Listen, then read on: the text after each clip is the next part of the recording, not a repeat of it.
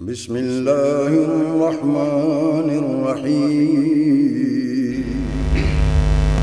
حضرات، سالانہ سیرت کانفرنس خانپور کے تیسرے دن کی اس اہم ترین نشست کا جو سوال و جواب کی نشست ہے اس کا آغاز ہوا چاہتا ہے۔ سب سے پہلے تو آپ احباب سے درخواست کروں گا کہ آپ آگے پنڈال میں جگہ بہت ہے، یہ درمیان میں جگہ ہے، میرے دائیں ہاتھ پر جگہ خالی ہے، اس سائڈ سے ساتھی ادھر تشریف لے آئیں تاکہ پنڈال فل ہو جائے اور اطمینان کے ساتھ اس نشست کا آغاز ہو سکے۔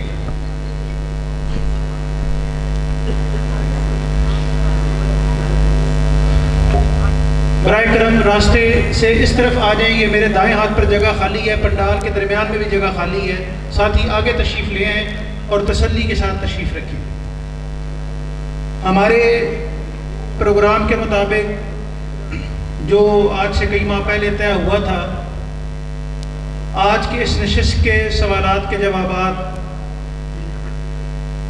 جہاں حضرت مولانا ابراہیم بھٹی صاحب حفظہ اللہ انہوں نے دینے تھے، محترم عبدالرحمن شاہین صاحب، مفتی عبدالرحمن شاہین صاحب انہوں نے دینے تھے، ان کے ساتھ تیسری شخصیت جو ہے وہ مفتی مبشر احمد ربانی صاحب کی تھی۔ لیکن آپ میں سے اکثر ساتھی جانتے ہیں کہ مفتی مبشر احمد ربانی صاحب پچھلے کچھ ماہ سے کافی علیل ہیں، فالج کے حملے کا شکار ہیں، تو میں شیخ محترم سے گزارش کروں گا کہ ان کے لیے دعا بھی فرمائیں۔ اللہ تعالیٰ انہیں آج ان کا فون بھی آیا تھا اور انہوں نے آپ سے اور مشائخ سے دعا کی درخواست بھی کی ہے۔ وقت کیونکہ مختصر ہے، مغرب تک ہمارے پاس ٹائم ہے، اس لیے بغیر کسی تمہید کے ہم اس سلسلے کو شروع کرتے ہیں۔ میں سوال پڑھوں گا اور گزارش کروں گا یا محترم شیخ ابراہیم بھٹی صاحب سے یا مولانا مفتی عبدالرحمن شاہین صاحب سے کہ وہ ان سوالوں کے جواب دیں۔ شروع کریں شیخ؟ میں خود ہی بتا دوں کہ اس سے پوچھ رہا ہوں۔ ٹھیک ہے،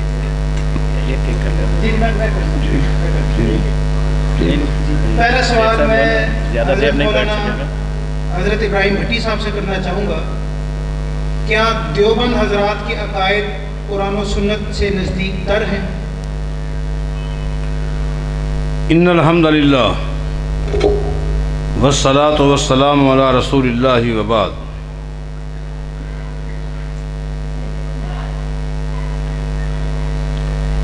ابھی ہم نے محترم الشیخ مبشر احمد ربانی حافظہ اللہ کے حوالے سے سنا، ان کی درخواست آپ بھائیوں تک پہنچ چکی ہے۔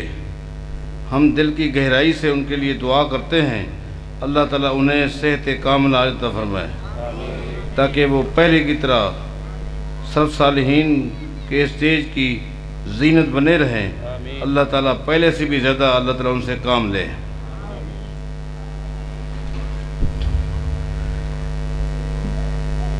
میرے شیخ جن کا تعلیم، تربیت اور مجھے صحیح منہج دینے میں ایک مرکزی ہاتھ ہے، وہ ہیں سید ابو محمد بدیع الدین شاہ راشدی رحمہ اللہ۔ ان سے ایک شخصیت کے حوالے سے سوال کیا گیا۔ کراچی کا ایک حلقہ ہے موسیٰ لین، میں وہاں بیٹھا تھا اور ان سے پوچھا گیا کہ فلاں عالم وہ توحید بیان کرتا ہے اور خالص توحید بیان کرتا ہے، اگر آپ کے ساتھ ان کی ایک نشست ہو جائے تو وہ کھل کر اعلان بھی کر دے گا۔ شاہ صاحب رحمہ اللہ نے فرمایا کہ جاؤ اس سے ایک سوال کرو، اس کی توحید کا پتہ چل جائے گا۔ اس سے جا کر پوچھو این اللہ، اللہ کہاں ہے، اللہ کہاں ہے۔ توحید کا پہلا سوال، توحید جو دین اسلام کا پہلا چیپٹر ہے، اس پہلے چیپٹر کا پہلا سوال یہ ہے کہ اللہ تعالیٰ اپنی ذات کے لحاظ سے کہاں ہے۔ اور یہ بات ذہن نشین کر لیں، یہ سوالات کی نشست ہے۔ جو توحید کے اس پہلے چیپٹر کے پہلے سوال میں فیل ہے، وہ پوری توحید میں فیل ہے۔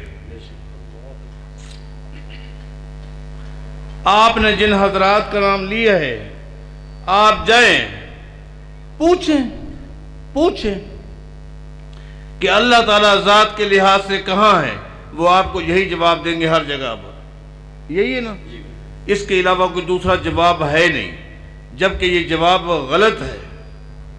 آپ دیکھیں کہ نبی علیہ السلام کے پاس ایک صحابی آئے، آ کر عرض کی، میں نے منت مانی تھی، نظر مانی تھی کہ میں کسی غلام کو یا لونڈی کو آزاد کروں گا، میرے پاس لونڈی موجود ہے لیکن اس کی توحید کا پتہ نہیں چل رہا، عقیدے کا پتہ نہیں چل رہا کہ توحید اس کے پاس ہے کہ نہیں۔ نبی علیہ السلام نے پوچھا کیا وجہ ہے؟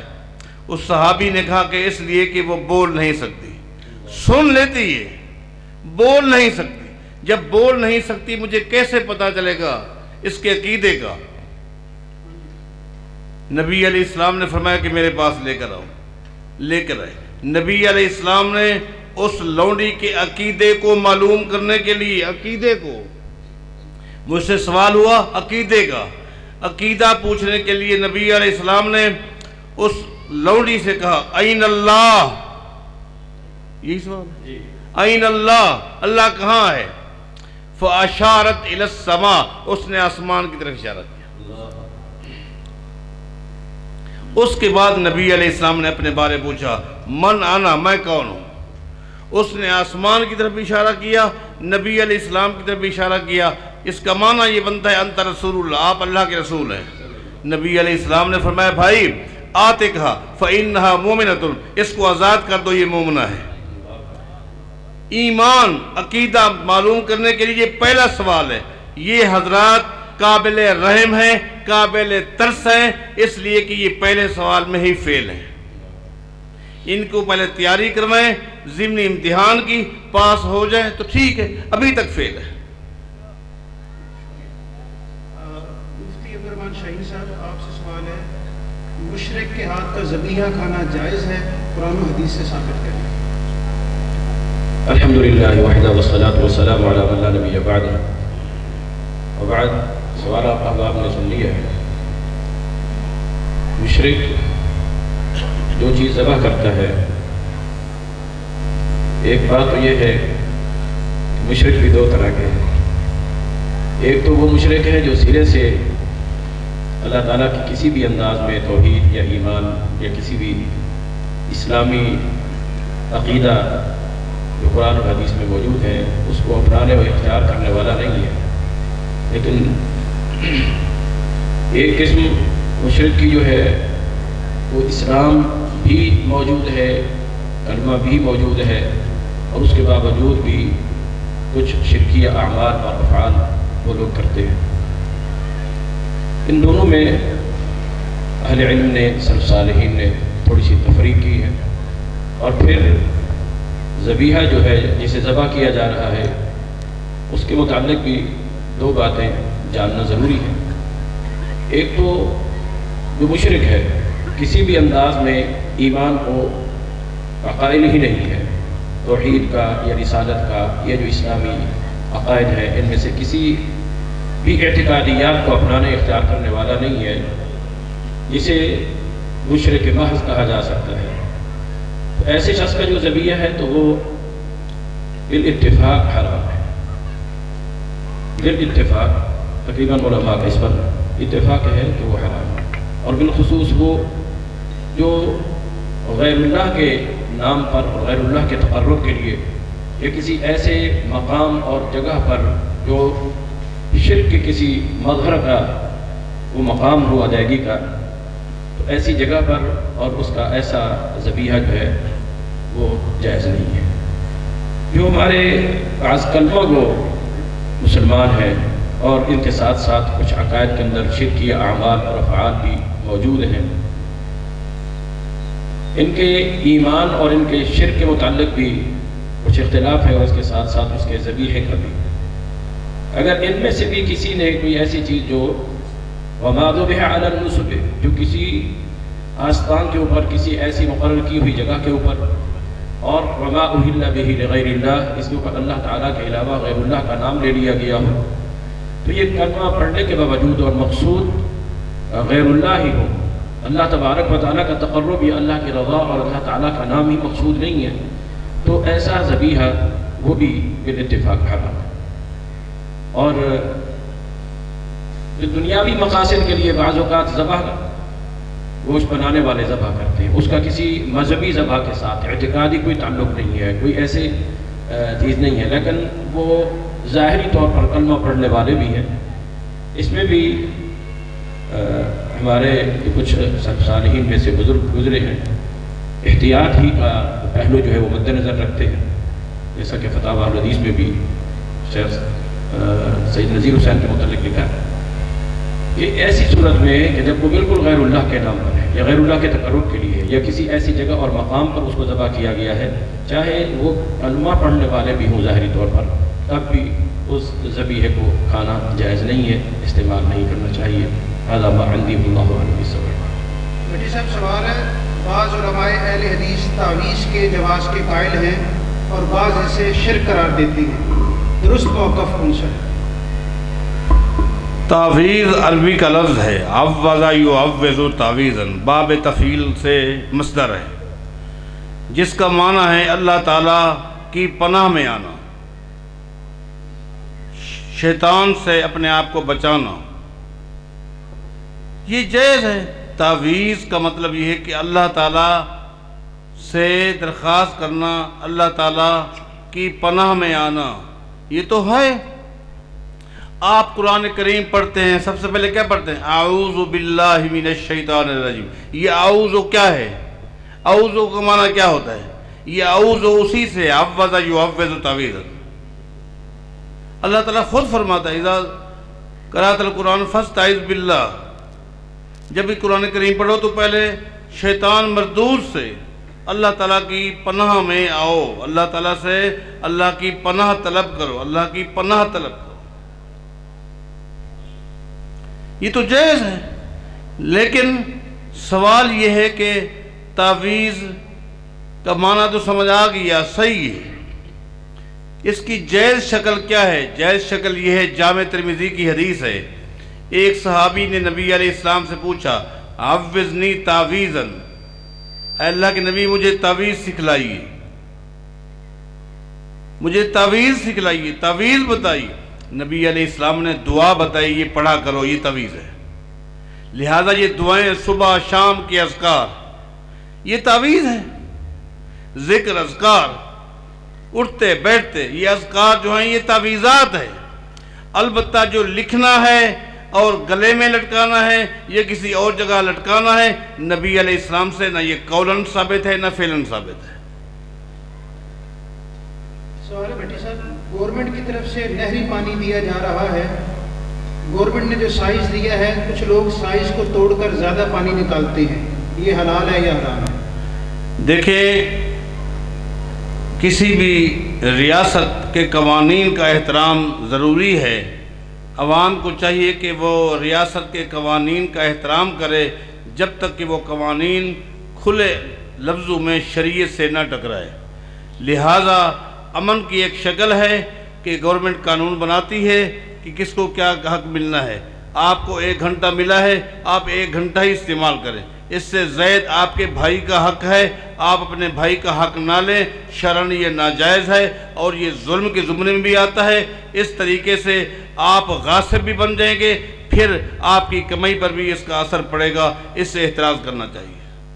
شاہین صاحب سوال ہے کہ حدیث میں کہا گیا ہے کہ سلام عام کرو، جب سامنے مشرک آ جائے تو کیا اسے سلام کہنا چاہیے؟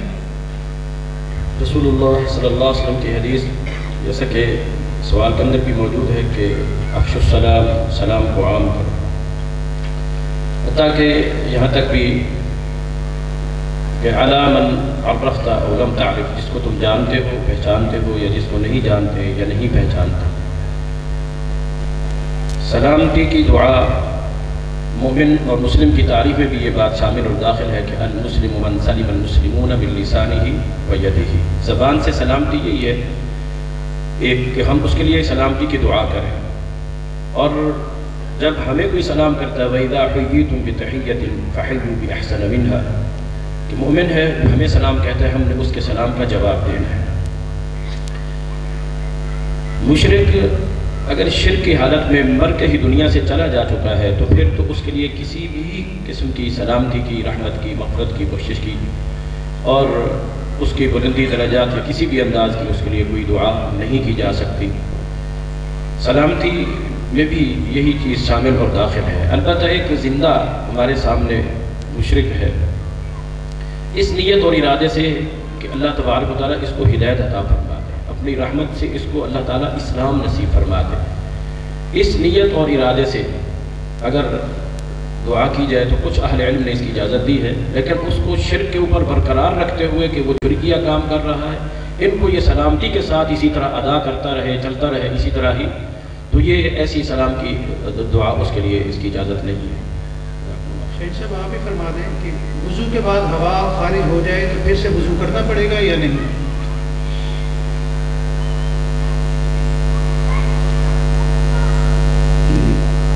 شہید صاحب آپ فرما دیں وضو کے بعد ہوا خارج ہو جائے تو دوبارہ وضو کرنا پڑے گا یا جب یقیناً ہوا خارج ہو جاتی ہے تو نبی صلی اللہ علیہ وسلم سے حضرت ابو ہریرہ رضی اللہ عنہ نے اس سلسلے میں جو حدیث بیان فرمائی ہے وہ واضح ہے۔ ان سے پوچھا گیا تھا کہ مل حدث ہو، کہ فساء او ذرات ہوا خارج ہو یا بدبو محسوس ہو، اور یہ یقینی یعنی علامتیں ہیں دونوں چیزیں اس بات کی کہ یقینی طور پر قطعی طور پر وضو ٹوٹ گیا ہے، ہوا خارج ہو چکی ہے اور یہ خارج ہونے کا یقین ہے۔ بعض اوقات پیٹ میں ایسے محسوس ہوتا ہے کہ کوئی چیز نکلنے والی ہے لیکن وہ خارج نہیں ہوتی ہے، اور اس کے اوپر اس کے خروج پر نکلنے پر اگر یقین نہیں ہے، تیقن نہیں ہے، محض شک ہے، تو ایسی صورت میں تو کوئی بات نہیں ہے، لیکن جب تیقن حاصل ہو جائے، یقین حاصل ہو جائے کہ ضرور کوئی نہ کوئی چیز خارج ہوئی ہے تو پھر یقیناً وضو ٹوٹ جائے گا۔ بھٹی صاحب سوال ہے کہ ہم نے تو سنا تھا عقیدہ قرآن سے اور عمل سنت سے لینا چاہیے، جبکہ آپ لوگ عقیدہ بھی حدیث سے ثابت کرتے ہیں، اس کی کیا دلیل ہے؟ دیکھیں، قرآن و حدیث کو تقسیم نہیں کرنا چاہیے، چاہے وہ عقیدے کا باب ہو، عمل کا ہو، اخلاقیات کا ہو، یہ دونوں ایک ساتھ چلیں گے، دونوں ایک ساتھ چلیں گے۔ یہ تقسیم تو جن لوگوں نے کی ہے ہمارا ان کے ساتھ اختلاف ہے۔ نبی علیہ السلام نے معاذ بن جبل رضی اللہ تعالیٰ عنہ کو یمن بھیجا، کیا فرمایا؟ فرمایا کہ ان اول ما تدعوہ الیہ ان اول ما تدعوہم الیہ ان یوحد اللہ، معاذ تو یمن جا رہا ہے، سب سے پہلے ان کو توحید کی دعوت دینی۔ نبی علیہ السلام کی حدیث کو لے کر گئے اور سب سے پہلے توحید کی دعوت دی، سب سے پہلے توحید کی دعوت دی۔ یہ کس نے کہا؟ لہٰذا قرآن و حدیث سے ہی عمل بھی لیں گے، اخلاقیات بھی لیں گے، دونوں ایک ساتھ چلیں گے، ان کو الگ کسی میدان میں نہیں کیا جا سکتا۔ بھٹی صاحب سوال ہے کہ اگر کوئی طلاق دینے کے بعد یہ کہے کہ میں طلاق دیتے وقت ہوش میں نہیں تھا، ایسی طلاق کے بارے میں کیا حکم ہے؟ عام طور پر یہ بات کہی جاتی ہے، یقیناً کہی جاتی ہے اور کہ میں ہوش میں نہیں تھا، لیکن دیکھنے میں یہی آیا ہے کہ وہ ہوش میں ہوتا ہے۔ اب رجوع کرنے کے لیے اسے یہی ایک راستہ ملتا ہے۔ اگر واقعی وہ بے ہوش تھا، واقعی قرائن سے یہ بات اگر ثابت ہو جائے، قرائن سے کیسے؟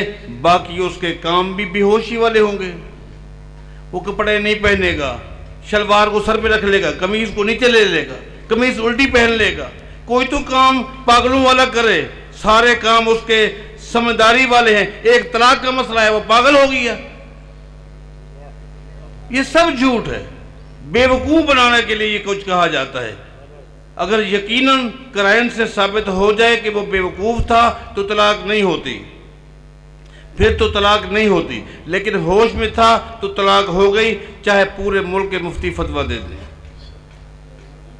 بھٹی صاحب آپ ہی فرمائیں کہ قسطوں کے کاروبار کے حوالے سے بالتفصیل وضاحت فرما دیں، اگر جائز ہے تو کس شرائط کی بنیاد پر جائز ہے؟ دیکھیں، دین اسلام میں کاروبار کی ترغیب دلائی گئی ہے، کاروبار کو بڑا اچھا سمجھا گیا ہے، بڑا بابرکت پیشہ ہے تجارت۔ آپ نقد بھی کاروبار کر سکتے ہیں، احادیث سے ثابت ہے۔ آپ نقد کاروبار کرتے ہیں، یہ بھی ثابت ہے۔ آپ ادھار بھی کاروبار کر سکتے ہیں، ادھار بھی کر سکتے ہیں، یہ بھی ثابت ہے، لیکن اگر ادھار کی وجہ سے قیمت زیادہ لیتے ہیں اور نقد کی وجہ سے کم لیتے ہیں تو شرعاً یہ جائز نہیں ہے، کیونکہ وہ جو زائد پیسے لیے گئے ہیں وہ نفع نہیں ہے بلکہ ادھار کی وجہ سے لیا گیا ہے۔ اس کی دلیل یہ ہے کہ جیسے جیسے ادھار لمبا ہوتا ہے نفع اس کا بڑھتا ہے۔ یہ کون سا نفع ہے؟ اگر آپ کہتے ہیں کہ موٹر سائیکل 6 مہینے کی قسطیں کر لیں تو وہ کہے گا 70,000، آپ کہیں گے نہیں 1 سال کی قسطیں کر لیں، وہ کہے گا 90,000، جی قسطیں 2 سال کی کر لیں۔ یہ قیمت جو بڑھ رہی ہے کس کی وجہ سے؟ ادھار کی وجہ سے، ادھار کی وجہ سے۔ کل قرض جر منفعۃ فہو الربا، جو قرض نفع لے کر آئے نبی علیہ السلام فرماتا ہے یہ سود میں داخل ہے۔ نبی علیہ السلام کا فرمان ہے، ابو داؤد کی حدیث ہے کہ جب چیز کی 2 قیمتیں ہوں، ایک کم ہو اور ایک زیادہ ہو، فَلَهُ او قسم ربا، اب ربا، تو جو بڑی رقم ہے وہ سود ہے، جو کم رقم ہے وہ اس کا نفع ہے۔ لہذا 2 رقمیں، نقد کی قیمت الگ، ادھار کی الگ، یہ شرعاً بالکل ناجائز ہے بلکہ سود کے زمرے میں آتا ہے۔ یہ چند دن پہلے ہماری جماعت کے ایک ممتاز عالم دین ہیں مولانا محمد بن عبدالسلام بھٹوی صاحب حافظہ اللہ تعالی، علمی شخصیت ہیں، ان کا ایک بہترین کلپ آیا ہے اس نقد ادھار کے اوپر، اس کو آپ سن لیں، آپ کو پتہ چل جائے گا اس کی حقیقت کیا ہے۔ شاہین صاحب آپ فرمائیں کہ اسلام میں ولی کے بغیر نکاح نہیں ہوتا، اگر والدین لڑکی کی رضامندی کے مطابق رشتہ نہیں کرتے تو کیا اس صورت میں عدالت کے سامنے لڑکی کا نکاح جج بطور ولی بن کر کر سکتا ہے، جس کو عدالتی نکاح کہتے ہیں؟ اس کی وضاحت فرمائیں۔ بسم اللہ الرحمن الرحیم۔ پہلی بات تو یہ ہے کہ قرآن کریم میں اللہ رب العالمین نے نکاح کے جو احکامات بیان فرمائے ہیں وہاں متعدد مقام پر اللہ تبارک و تعالی نے بعض صورتوں میں نکاح کر دینے کا جو حکم دیا ہے وہ اولیاء کو دیا ہے، وَأَنكِحُوا الْأَيَامَ مِنكُمْ، اور اگر بعض صورتوں میں نکاح سے منع کیا گیا ہے تو بھی اولیاء کو، کہ اپنی جو تمہاری ولایت میں آنے والی خواتین ہیں ان کا کسی مشرک کے ساتھ نکاح کر کے نہیں دینا۔ عمومی طور پر کتنے بھی قرآن کریم میں نکاح کے لیے صیغے استعمال ہوئے ہیں، خطاب مردوں کو کیا گیا ہے اور نکاح کی نسبت بھی مردوں کی طرف کی گئی ہے۔ صرف قرآن میں ایک جگہ ہے حتیٰ تنکح زوجا غیرہ، جہاں نسبت جو ہے وہ عورت کی طرف کی گئی ہے، اور وہ بھی 2 دفعہ طلاق اس کو ہو چکی ہے، اور تیسری دفعہ کی طلاق کے بعد جو ہے تو ایک ہے جسے ہم بکر کہتے ہیں، اس کا پہلا ہی نکاح ہے۔ تو ایسی صورت میں رسول اللہ صلی اللہ علیہ وسلم کی جو بڑی مشہور اور معروف حدیث ہے سیدہ عائشہ رضی اللہ تعالیٰ عنہ اسے بیان فرماتی ہیں کہ لا نکاح الا بولی، کہ ولی کے بغیر نکاح نہیں ہے۔ اور ایما امرأة نکحت نفسها بغیر اذن ولیہا فنکاحها باطل باطل باطل، کہ جو عورت اپنا نکاح خود کر دیتی ہے تو وہ باطل ہے باطل ہے باطل ہے۔ اور اس کے ساتھ ساتھ غالباً سیدنا عبداللہ بن مسعود رضی اللہ عنہ کا بھی قول ہے کہ وہ عورتیں اللاتي ينكحن انفسهن بغیر اذن ولی، کہ جو اپنے ولی کی اجازت کے بغیر اپنا نکاح کر لیتی ہیں تو وہ زانیہ اور بدکارہ ہے۔ جہاں ولایت کی شرط ہے نکاح کے لیے، ولی کا ہونا ضروری ہے، وہاں ایک بات اور بھی ایک روایت میں جو لفظ آتے ہیں کہ ولی مرشد، کہ ولی بھی وہ ہو جو عورت کے اپنی بیٹی کے یا اپنی مولیہ کے مفادات کو بھی اس کی رشد ہو نصیب ہو، اس کو وہ ان کے معاملات کو سمجھتا ہے، اس کی خیر خواہی اور اس کی بھلائی کو مد نظر رکھے۔ اور اس کے ساتھ ساتھ یہ کہ اسلام میں عورت کو بھی اس کی رضامندی کو بھی اہمیت دی گئی، جیسا کہ سنن ابو داؤد میں اور جامع ترمذی میں حدیث موجود ہے کہ ایک عورت، ایک بچی ہے، اس کے نکاح اس کے والد نے کر دیا تھا، وہ نبی صلی اللہ علیہ وسلم کے پاس آئی تھی تو آ کر پوچھا تھا رسول اللہ صلی اللہ علیہ وسلم سے کہ میرے باپ نے انکحا ابی، میرا نکاح جو ہے وہ میرے باپ نے مجھے کر کے دے دیا ہے، مجھے بھی اس میں کوئی اختیار ہے نہیں ہے؟ تو نبی صلی اللہ علیہ وسلم نے فرمایا تھا کہ ان شئت، اگر تو چاہتی ہے تو تجھے اختیار حاصل ہے کہ تو اس کو برقرار رکھتی ہے، لیکن اس نے تو اپنے والد کے کیے ہوئے نکاح کو برقرار رکھا تھا، باقی رکھا تھا، اور صرف کہتے ہیں کہ میں نے اس لیے پوچھا تھا کہ پتہ چل جائے کہ عورتوں کو بھی کچھ ایسا حق حاصل ہے یا نہیں ہے۔ جو سوال کے اندر صورت بیان کی گئی ہے کہ بعض اوقات والدین جو ہے وہ اپنی منمانی کرتے ہیں اور بچے کی مرضی کو مد نظر نہیں رکھتے ہیں، تو یہ باہمی طور پر رضامندی کے ساتھ ایسا ہونا چاہیے۔ جب زبردستی کی جائے گی تو پھر نکاح کے متاثر ہونے کا بھی خطرہ ہے۔ جو صورتحال یہ ہے ہمارے ملک کے اندر عمومی طور پر چل رہی ہے کہ والدین کی اجازت اور مرضی کے بغیر عدالتوں میں جا کر جو ہے وہ نکاح کر لیا جاتا ہے، اور والدین کے علم میں بھی نہیں ہوتا۔ بس اوقات پھر والدین اسی نکاح کو جاری بھی کر لیتے ہیں، اس پر راضی بھی ہو جاتے ہیں، صرف یہ اس بات کا ڈر اور خوف کرتے ہوئے کہ اگر ماں باپ سے بات کی تو شاید انکار کر دیں تو جا کر عدالتوں میں نکاح کروا لیا جاتا ہے۔ بعد میں والدین بھی مجبوراً راضی ہو جاتے ہیں۔ ایسی صورت میں بھی جو ہے عدالت کا جو صورتحال بنتی ہے، جیسا کہ میں ایک حدیث پہلے بھی اشارہ کر سکتا ہوں کیا ہے میں نے، کہ مرشد اس کو چاہیے کہ وہ اس کی بھلائی، اس کی خیر اور بچے کی جو منشا ہے یا خواہش ہے اس کو بھی مد نظر رکھے۔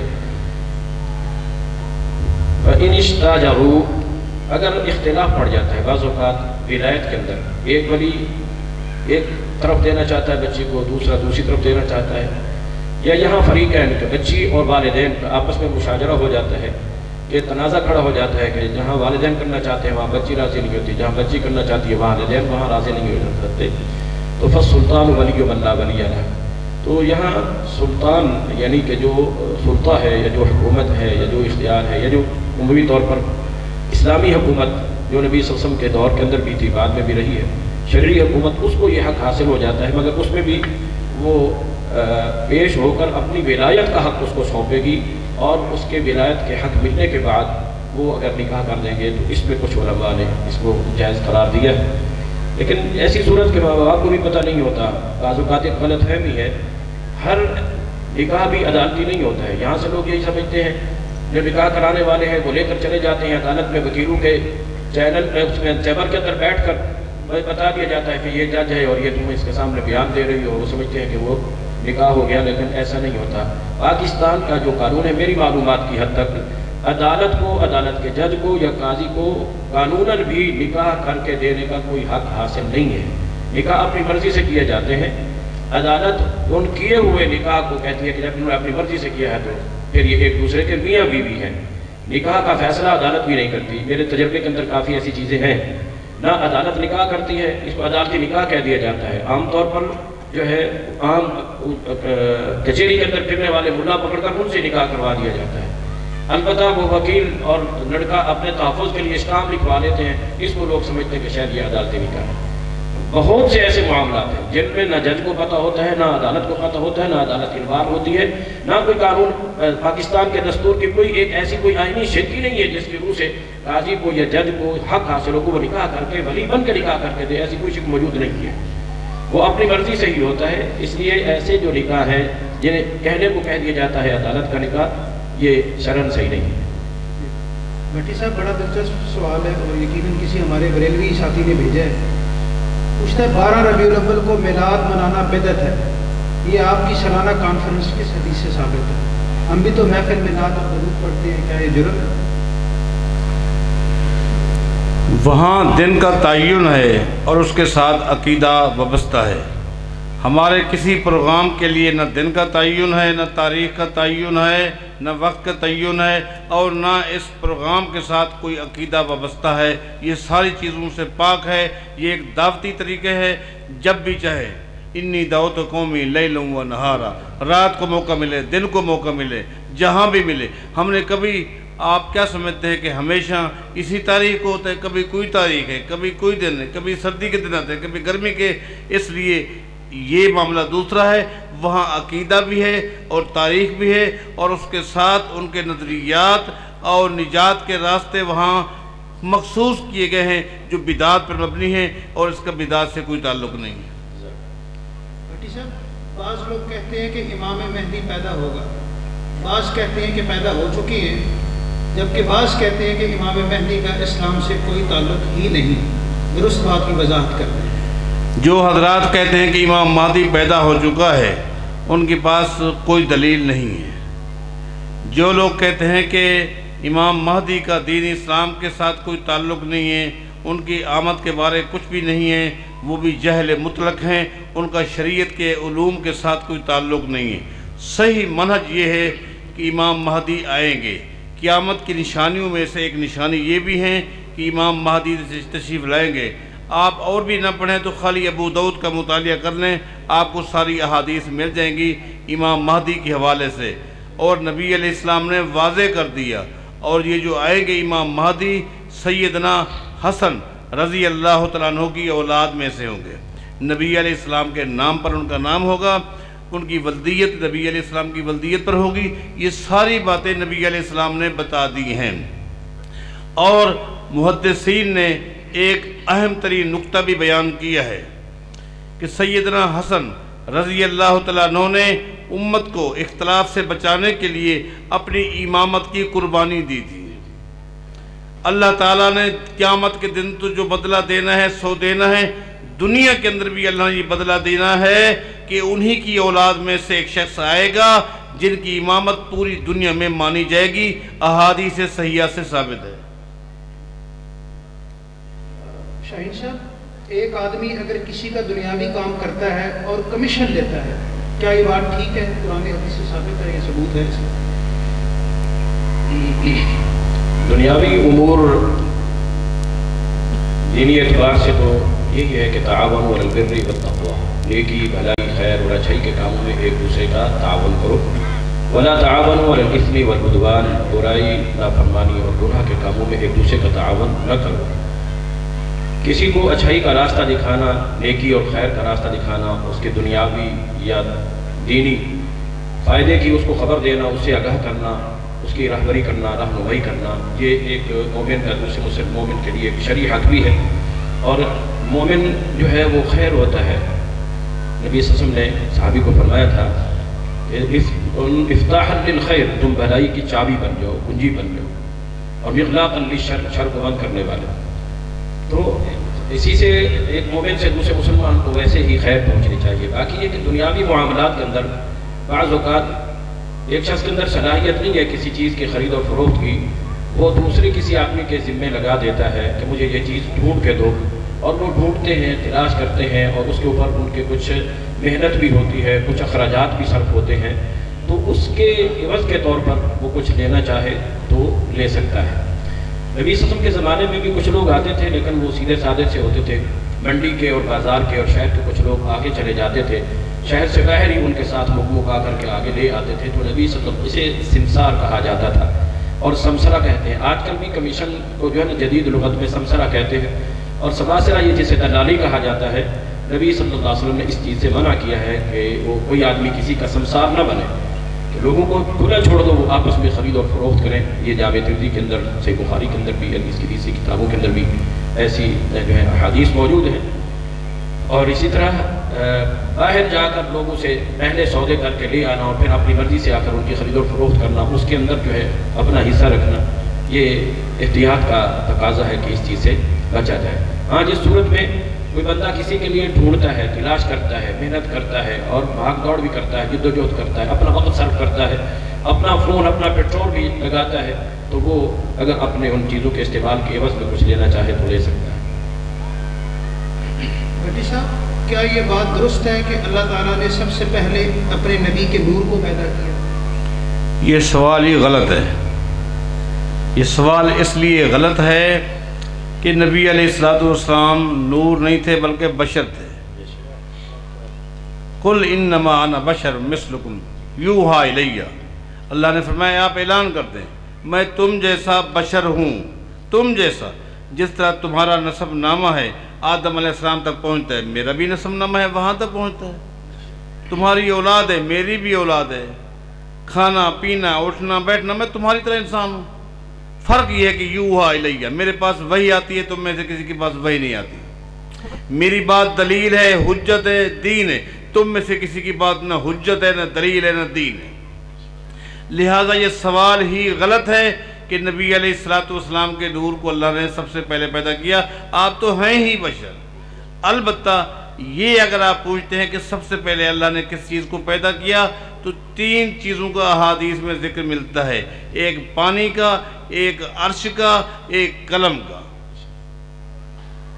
بھٹی صاحب سوال ہے، پہلی شادی ہوئی، طلاق ہو گئی، حق المہر سے مکان ملا اور ایک بچہ بھی موجود ہے، پھر دوسری شادی ہوئی، ادھر سے بھی بچے موجود ہیں، پہلے خاوند سے جو حق المہر کا مکان ہے وہ تمام اولاد کا حق ہے یا صرف اسی بیٹے کا حق ہے جو پہلے خاوند سے اور جس کا حق المہر ہے؟ دیکھنا تو یہ ہے کہ جائیداد کس کی تقسیم ہو رہی ہے۔ جس کی جائیداد تقسیم ہو رہی ہے وہ تقسیم شریعت کے مطابق جب ہوگی تو اس کی اولاد کو سب سے پہلے مقدم سمجھا جائے گا، چاہے اس کی اولاد اس خاوند سے ہو یا پہلے والے خاوند سے ہو، اس کی اولاد ہے، اس کی اولاد ہے۔ اب اس کی جائیداد تقسیم ہو رہی ہے، اب اس کی اولاد جو ہے چاہے کسی بھی خاوند سے ہے، اس کو شریعت کے مطابق جائیداد ملے گی۔ دونوں خامدوں سے اولاد ہے، حق مہر میں جو ملا وغیرہ، یہ بندہ فوت ہو گیا، اب پوری اولاد کو تقسیم کیا جائے گا شریعت کے مطابق۔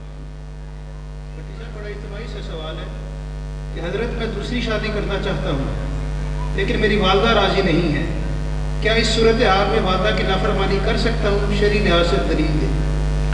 پہلی بات یہ ہے کہ قرآن کریم میں اللہ تعالیٰ نے 4 تک نکاح کا اختیار دیا ہے، اور ساتھ یہ بھی کہہ دیا فَإِنْ خِفْتُمْ أَلَّا تَعْدِلُوا فَوَاحِدًا، اگر عدل و انصاف کا ڈر ہے، خوف ہے، تو پھر آپ اکتفا کریں ایک ہی پر۔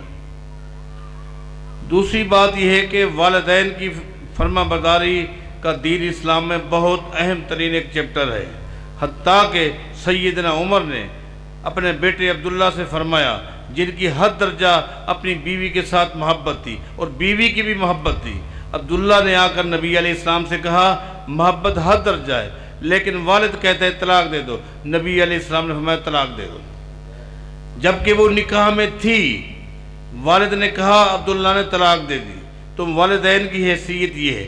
لیکن اگر آپ سمجھتے ہیں کہ والدین اس لیے منع کر رہے ہیں، ان کے مقاصد کچھ اور ہیں، نظریات کچھ اور ہیں، عقائد کچھ اور ہیں، اور غلط لین پہ وہ جا رہے ہیں، اس شکل میں لا طاعۃ لمخلوق فی معصیۃ الخالق، جہاں اللہ تعالیٰ کی نافرمانی ہوتی ہے وہاں مخلوق کی بات نہیں مانی جائے گی۔ اگر معاملہ عقیدے کا ہے، عقیدے کو بیس بنا کر اگر وہ چاہتے ہیں کہ نہیں تو شادی مت کر، فلاں مت کر، اور آپ کو کسی اور طرف لے جانا چاہتے ہیں اس شکل میں، تو ان کی آپ اطاعت نہ کریں۔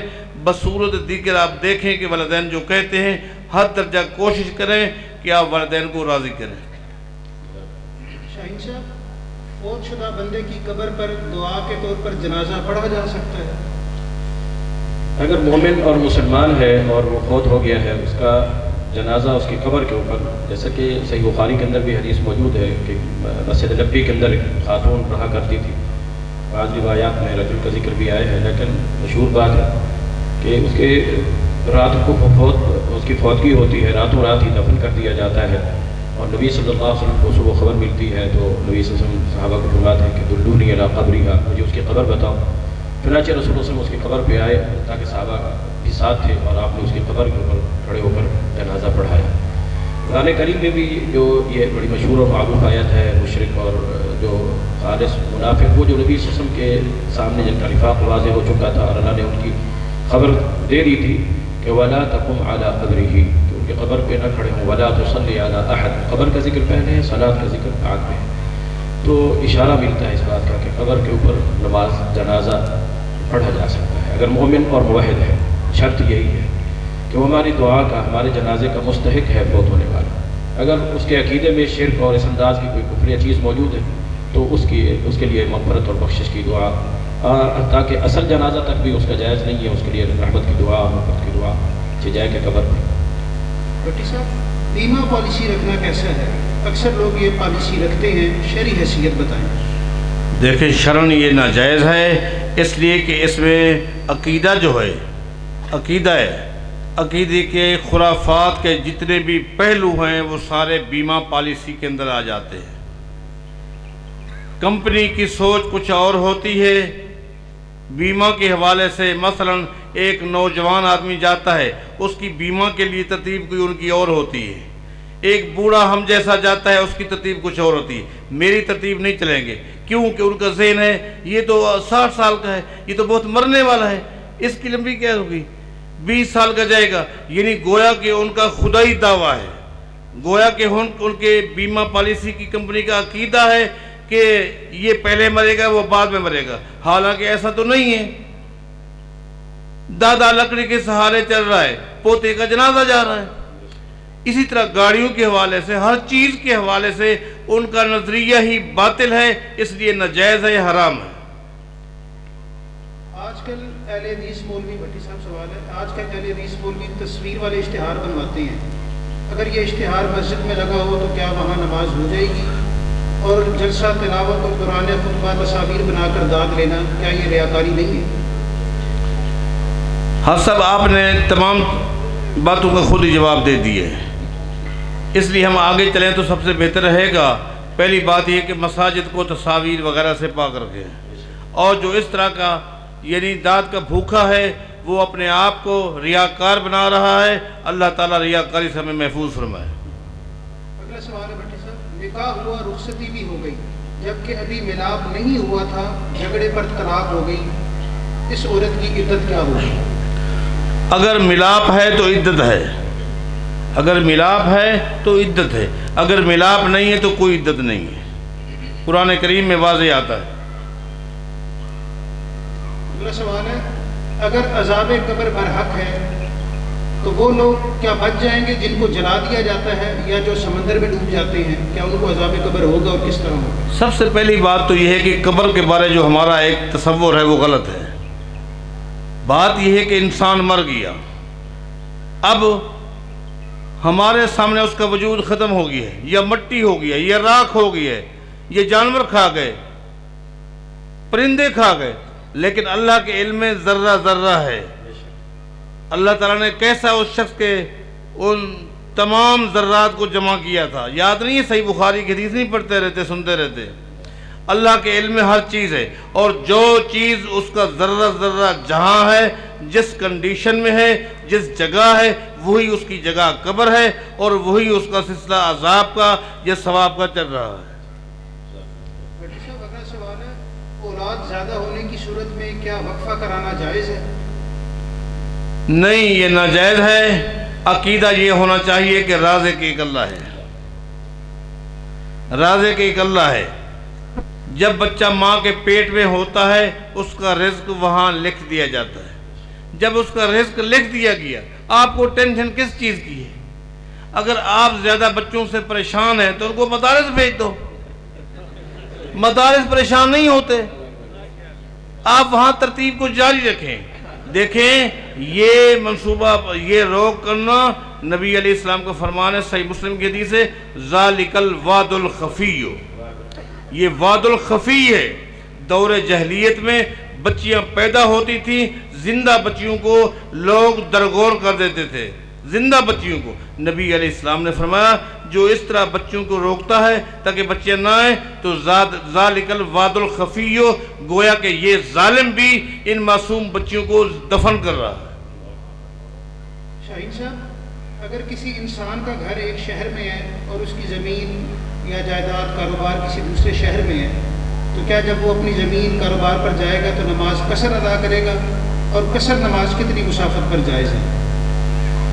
بسم اللہ الرحمن الرحیم۔ جو معاملہ ہے کہ انسان ایک شہر میں مستقل طور پر رہائش پذیر ہے اور اس کی زمین یا جائیداد کچھ دوسرے شہروں میں ہے اور وہ وہاں وقتاً فوقتاً جاتا ہے، آتا ہے، وہاں اس کی مستقل طور پر رہائش اور سکونت نہیں ہے، نماز قصر کے سلسلے میں میری معلومات کی حد تک ملکیت کا ہونا یا نہ ہونا نہیں ہے کہ وہاں اس کی ملکیت میں کوئی چیز ہے یا نہیں ہے، یہ نماز قصر کی شروط میں سے یہ بات شامل نہیں ہے میری معلومات کی حد تک، باقی اللہ عالم۔ تو بنیادی طور پر جو ہے وہ ہے سفر، جسے عمومی طور پر عرف عام میں لوگوں کے آنے جانے میں، چاہے وہ اپنی جگہ بھی ہو، جب بھی کوئی جاتا ہے تو وقتی طور پر ہی جاتا ہے، عارضی طور پر اس کی دیکھ بھال کے لیے یا ایسے کچھ ذمہ داریاں، کچھ امور سر انجام دینے کے لیے، اور پھر اس نے وہاں رہنا نہیں ہے، اسے وہاں کا مقیم نہیں سمجھا جاتا۔ وہاں اپنی ملکیت کے باوجود بھی عزیز و اقارب پوچھتے ہیں بھی آپ نے واپس کب جانا ہے، اپنے گھر واپس کب جانا ہے۔ وہاں سب کچھ موجود ہوتا ہے، لیکن اس کے باوجود جہاں رہائش ہوتی ہے، جہاں اس کی اصل حضر ہے، رہائش ہے، اس کو ہی جو ہے بنیاد بنایا جاتا ہے۔ تو ایسی صورت میں اگرچہ کچھ علماء کا اختلاف بھی ہے، صحابہ میں سے حضرت انس رضی اللہ عنہ جب اپنی بصرہ کے قریب ایک جاگیر تھی، وہاں جاتے تھے تو ان کو متعلق آتا ہے تو وہاں بسر کرتے تھے، لیکن بنیادی طور پر جو ہے وہ سفر اس کو مد نظر رکھا جائے گا۔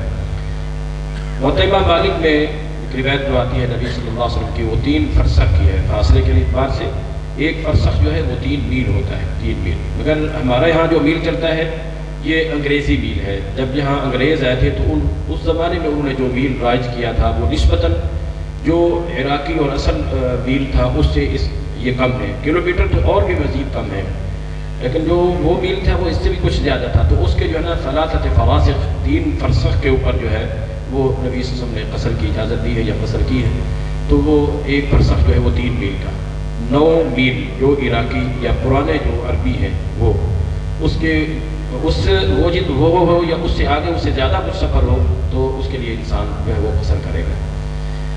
صحیح بخاری کی ایک حدیث میں 3 برد کا ذکر آتا ہے اور ایک برد 12 میل کا ہوتا ہے۔ وہ جگہ در حقیقت بیان کی گئی ہے کہ وہاں پر نبی صلی اللہ علیہ وسلم نے قصر کی تھی یا صحابہ نے قصر کی، اور وہ فاصلہ اتنا تھا، اس کا فاصلہ بیان کیا گیا ہے کہ وہ فاصلہ اتنا تھا، مگر وہ فاصلہ جو ہے وہ تحدید کے لیے نہیں ہے، توقیت کے لیے نہیں ہے کہ مقرر کر دیا جائے کہ وہی فاصلہ ہی جو ہے وہ بنیاد ہے۔ جو صحیح حدیث موطئ مالک کی موجود ہے، اہل علم نے اسی کو ہی بنیاد بنایا ہے، 9 میل جو پرانے ہیں۔ بھٹی صاحب، ایک آدمی فالج کا مریض ہے جس کی وجہ سے زبان کام نہیں کرتی، نماز میں صرف اللہ اکبر آتا ہے، وہ نماز کیسے ادا کرے گا؟ کیا اس کی نماز ہو جائے گی؟ سب سے پہلے تو دعا ہے اللہ تعالیٰ تمام بیماروں کو صحت کاملہ عطا فرمائے۔ باقی جس کنڈیشن کا آپ نے ذکر فرمایا ہے، اس کنڈیشن میں جو کلمات بھی قیام میں، رکوع میں، سجود میں ان کی زبان سے ادا ہوں گے، انشاءاللہ اللہ تعالیٰ قبول فرمائے گا۔ بھٹی صاحب سوال ہے، کیا رفع الیدین کے بغیر نماز ہو جاتی ہے؟ اور جو آدمی رفع الیدین نہیں کرتا اس کے پیچھے نماز ہو جاتی ہے؟ واضح کریں۔ پہلی بات تو یہ ہے کہ عمل قبول کرنا نہ کرنا یہ میرا کام نہیں ہے، یہ اللہ کا معاملہ ہے۔ کس کا عمل قبول کرتا ہے، وہ کس کا قبول نہیں کرتا، میں تو اپنے بھی کسی عمل کے بارے یقین سے نہیں کہہ سکتا کہ وہ اللہ نے قبول کیے۔ ہاں، شریعت نے ہمیں پابند کی ہے کہ کوئی بھی کام کریں وہ نبی علیہ السلام کے اسوہ کے مطابق کریں، قرآن و حدیث کے مطابق کریں۔ اگر قرآن و حدیث کے مطابق آپ کام کرتے ہیں، کوئی بھی عمل کرتے ہیں تو قبولیت کی آپ امید رکھیں۔ اگر قرآن و حدیث کے مطابق آپ کوئی کام نہیں کرتے تو قبولیت کی امید بھی نہ رکھیں۔ نبی علیہ السلام کی پوری زندگی میں مجھے کوئی ایک نماز بھی کسی ایک حدیث سے جو صحیح ہو، صریح ہو، مرفوع ہو، یہ 3 صفتیں ہیں، اہل علم جانتے ہیں۔ حدیث مرفوع ہو، موقوف نہ ہو، صحیح ہو، ضعیف نہ ہو، صریح ہو، کنایہ نہ ہو، کوئی ایک حدیث بھی مجھے نہ آج تک ملی ہے نہ کسی اہل علم نے بتائی ہے جس میں ہو کہ نبی علیہ السلام نے بغیر رفع الیدین کے نماز پڑھی ہے۔ لہٰذا پیغمبر کی سنت کے مطابق نماز پڑھے اور اس کے بعد قبولیت کی امید رکھیں۔ اور جو شخص نبی علیہ السلام کی سنت کے مطابق نماز نہیں پڑھتا، آپ کوشش کریں کہ اس کو اپنا امام نہ بنائیں۔ اتفاقی معاملہ آتا ہے، ایک الگ چیز ہے، اللہ سے توبہ بھی کرے، قبولیت کی امید بھی رکھیں، آئندہ نہ کریں، لیکن مستقل بنیاد پر ایسے شخص کو امام بنانا جو میرے پیغمبر کی صورت کی، سیرت کی مخالفت کرتا ہے، ایسا شخص امام نہیں بن سکتا۔ بھٹی صاحب سوال ہے، ایک لڑکی نے شادی سے پہلے بدکاری کی، حمل ہو گیا، والدین نے کسی دوسرے لڑکے سے حمل کے دوران شادی کرا دی ہے، اب لڑکا کیا کرے، لڑکی کیا کرے؟ اللہ تعالی ہم سب کو گناہوں سے محفوظ فرمائے۔ یقینی بات ہے کہ جب وہ شخص جس سے نکاح ہوا ہے اس کو پتہ تھا کہ یہ پہلے بدکاری کر چکی ہے، لہٰذا شرعی طریقہ یہ ہے کہ لا ينکح الزانی الا زانی، شریعت کے مطابق یہ ہے، نبی اللہ تعالیٰ فرماتا ہے کہ زانی کا نکاح زانیہ کے ساتھ ہونا چاہیے۔ جس نے بدکاری کی ہے بات واضح ہو چکی ہے، اب چاہیے اسی کے ساتھ اس کا نکاح کرا دیا جائے، دوسرے کا اس کے ساتھ نکاح نہیں ہونا چاہیے۔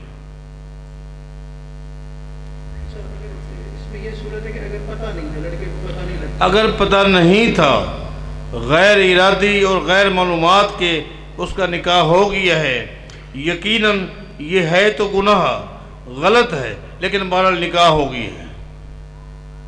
شاہین صاحب، مسجد کے اوپر گھر بنانا جائز ہے یا ناجائز ہے؟ مسجد کا وہ حصہ جو نماز، واجبات، خطبات، جمعہ وغیرہ اور ایسا جہاں جو مذہبی عبادات ہیں ان کی ادائیگی کے لیے مخصوص ہے، اس میں فضل شیخ عبدالستار حماد حفظہ اللہ تعالی اور جماعت کے کچھ دیگر مفتیان کا بھی یہی رجحان ہے کہ ایسی صورت میں اس حصے کے اوپر جو عبادت کے لیے مخصوص ہے مستقل رہائش بحیثیت میاں بیوی کے جو ہے وہاں اختیار نہ کی جائے، یا کم از کم جو میاں بیوی والے معاملات ہیں ان کے لیے اس جگہ کو جو ہے استعمال نہ کیا جائے۔ اگر مسجد کا کوئی ایسا حصہ ہے جہاں عبادت نہیں ہوتی، مثال وضو والی جگہ ہے یا اس طرح کوئی اور الگ سے خانہ خانہ یا ایسا مکان بنا ہوئے ہو، مین جو عمارت ہے نماز والی اس سے الگ تھلگ، تو اس میں رہائش اختیار کی جا سکتی۔ بھٹی صاحب، پچھلا سوال پوچھا تھا، اس سے متصل ساتھی نے پوچھا ہے کہ کیا بدکاری کی وجہ سے جو لڑکی حاملہ ہے اس کا نکاح ہو سکتا ہے آگے؟ مطلب یہ ہے کہ پھر اس کا، چونکہ وہ تو حمل میں ہے، اس کا تو حمل ہے، جب وضع عمل ہو جائے گا اس کے بعد نکاح ہوگا، ابھی تو وہ حمل میں ہے۔ بھٹی صاحب، عورت کی صحت کے پیش نظر ڈاکٹروں نے بچے پیدا کرنے سے روکا ہے، ایسی صورت میں کیا حکم ہے؟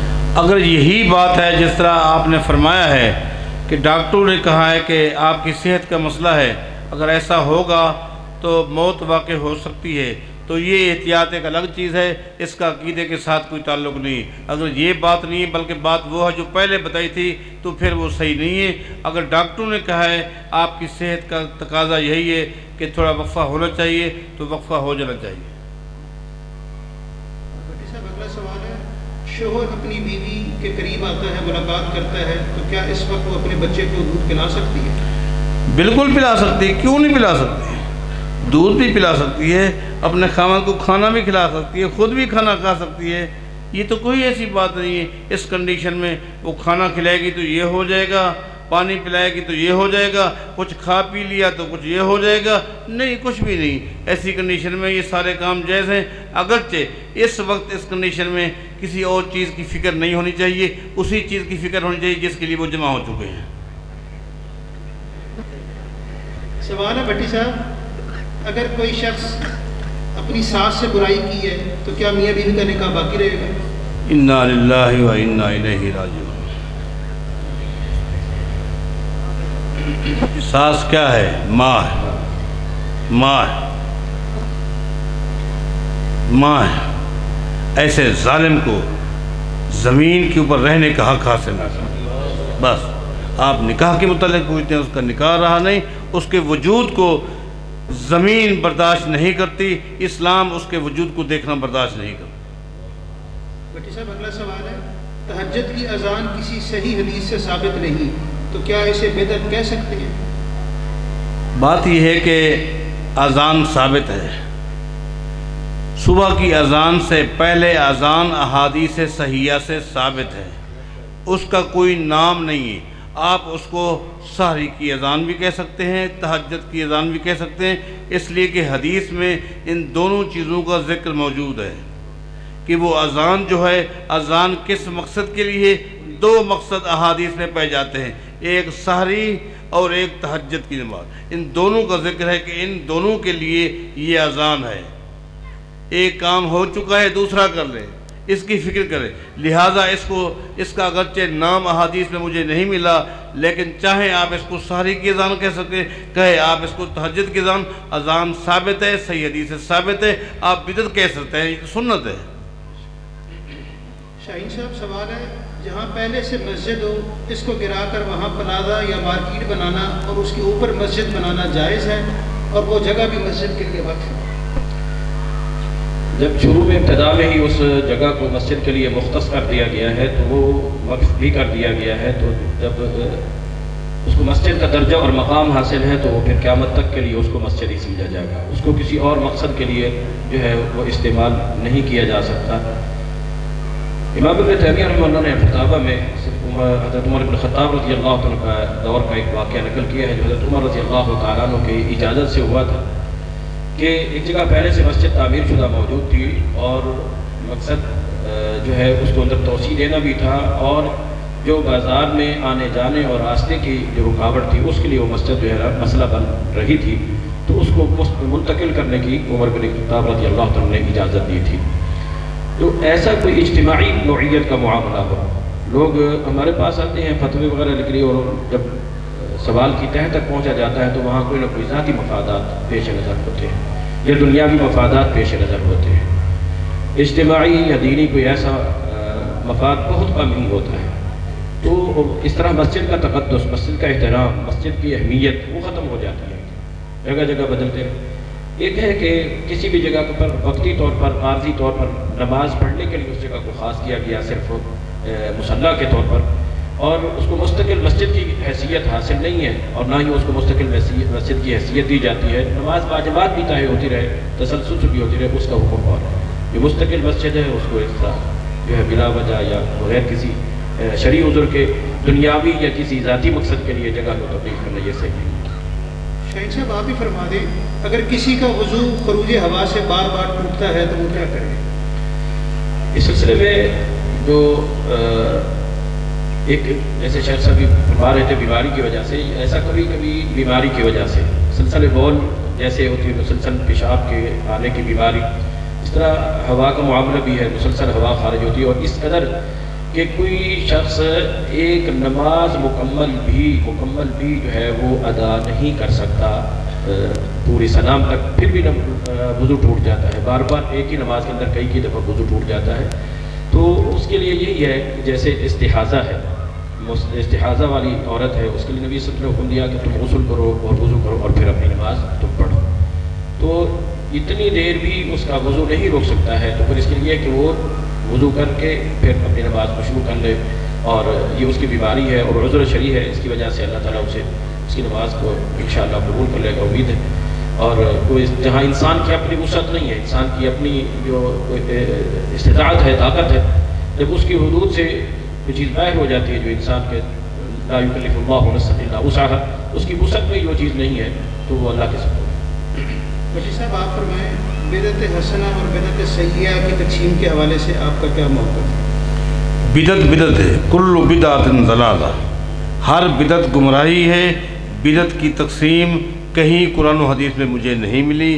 بدعت ہے جو چیز قرآن و حدیث سے نہیں ثابت، جس کا اصل نہیں ہے۔ کچھ چیز ایسی ہے جن کا اصل موجود ہے، اس کو بعد میں ایک مستقل ایک شکل دی گئی تو لوگوں نے کہا کہ شاید یہ بدعت حسنہ ہے، ایسی بات نہیں ہے، اس کی اصل موجود ہے۔ تراویح کے حوالے سے جس طرح کہتے ہیں تراویح کی اصل موجود ہے، اصل موجود ہے، نبی علیہ السلام نے پڑھی ہے، جس کی اصل موجود ہے وہ بدعت نہیں ہو سکتی، اس کو بدعت حسنہ نہ کہیں، وہ نبی علیہ السلام سے ثابت ہے، لہٰذا یہ تقسیم ہی باطل ہے۔ یہ بٹی صاحب سوال بار بار مختلف ساتھیوں نے کیا اور موجودہ دور کے حوالے سے اہم بھی ہے کہ آن لائن انویسٹ کر کے پیسے کمانا، مثلاً بٹ کوئن ہے، فارکس ٹریڈنگ ہے، ڈالر کی آن لائن خرید و فروخت ہے، جس میں خریدار اور بیچنے والا واضح نہیں ہے، تو اس صورت میں کاروبار کرنا کیسے اور اس کے منافع کے بارے میں کیا ہوگا؟ آپ نے خود ہی فرما دیا کہ نہ مبیع کو پتہ ہے نہ مشتری کو پتہ ہے، نہ خریدار کو پتہ ہے میں کیا چیز خرید رہا ہوں، نہ بیچنے والے کو پتہ ہے کہ میں کیا چیز بیچ رہا ہوں۔ جب پتہ ہی نہیں ہے تو یہ کون سی بے ہے؟ یہ بے مجہول ہے، مجہول ہے۔ جب مجہول بے ہوتی ہے وہ شرعاً وہ باطل ہے، اس کی کوئی حیثیت نہیں۔